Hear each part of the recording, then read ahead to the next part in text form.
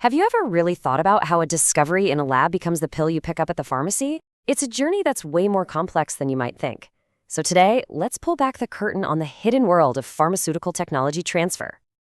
All right, so here's the big question, right? A scientist has that eureka moment, a brand new molecule that could change lives. That's amazing. But how do you get from that one perfect tiny batch made in a lab to literally millions of identical, safe, and effective pills for people all over the world? Because, and this is the key, it is an incredibly high-stakes journey.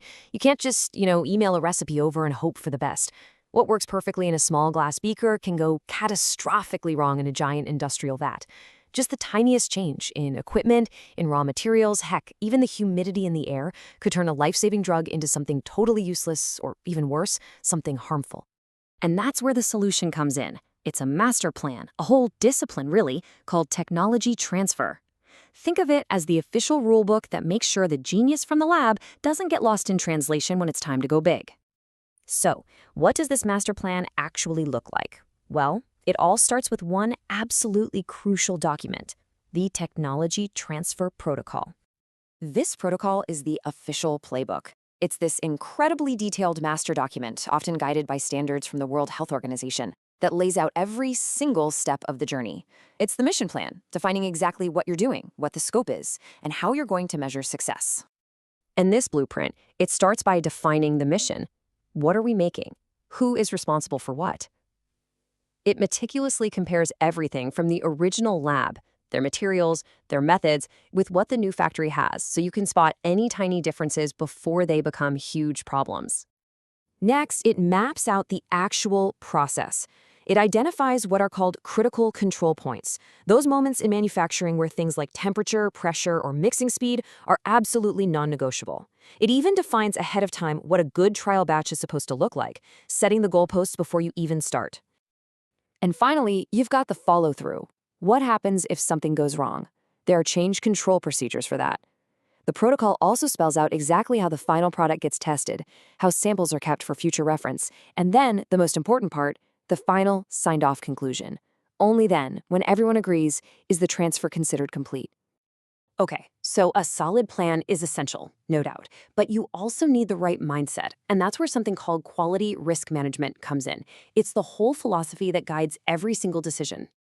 Quality risk management, or QRM for short, isn't about just reacting to problems after they happen. Nope, it's about anticipating them. It's a proactive, systematic way to find, understand, and control any potential risk to the quality of that medicine, not just during the transfer, but for its entire life on the market. And really, this quote just perfectly captures the whole idea. Every decision, every risk assessment has to be based on science, and it all has to lead back to one thing: protecting the patient. That is the guiding star for the entire industry. The QRM process itself is basically a constant loop. First, you identify any potential hazards. What could possibly go wrong here? Second, you analyze that risk. How likely is it to happen, and how bad would it be if it did?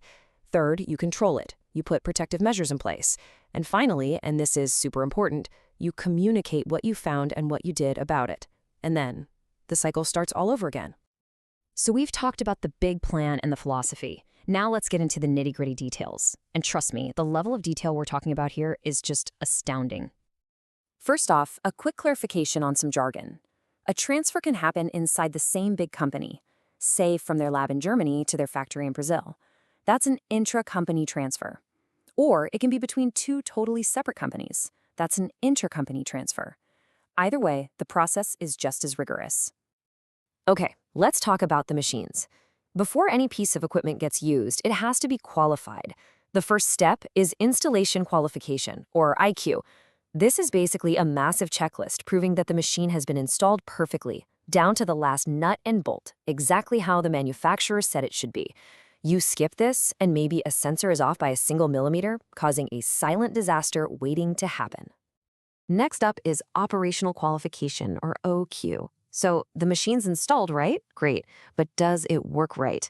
OQ proves that it operates exactly as intended. Does the mixer actually hit its top speed?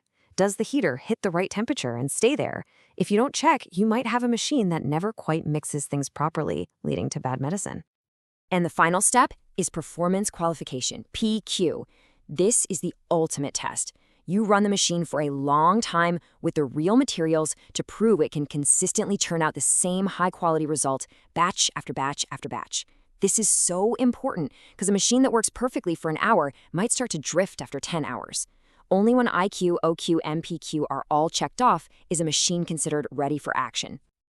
And it's not just the big, shiny machines. Oh no, even the so-called inactive ingredients, the stuff that isn't the active drug, are put under a microscope. For something like a pill or an inhaler, the particle size is absolutely critical for it to be absorbed by your body correctly. For a liquid that's injected, the pH range isn't just a minor detail. It's the difference between a safe medicine and one that could cause serious pain or damage. Every single detail matters. All right, so the science has been transferred. The machines are all qualified and ready to go, but we're still not done. Now it's time to make the whole thing official with all the legal and regulatory paperwork. Before any of the real secrets get shared, both sides sign a confidentiality agreement, which you've probably heard of as an NDA. This is the legal shield. It protects the company's incredibly valuable intellectual property and makes sure the secret formula stays secret. But the real legal heart of the whole deal is the licensing agreement. This is the formal contract where the owner of the technology, the licensor, officially gives the other company, the licensee, the right to actually use their invention to make the product. It's basically the key that unlocks the factory doors. You know, this whole process is so vital that a lot of countries have special agencies just to help it happen. In India, for example, you have organizations like the NRDC that act as a bridge, helping to move those brilliant ideas from national labs out into the commercial world where they can actually become products people can use. It's a national priority because it drives both public health and the economy. So we've walked through the protocols, the risk management, the insane qualification checks, the legal agreements. It is an enormous amount of work. So what's the point?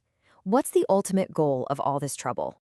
Because this whole complicated, incredibly detailed process, it's the invisible framework of trust.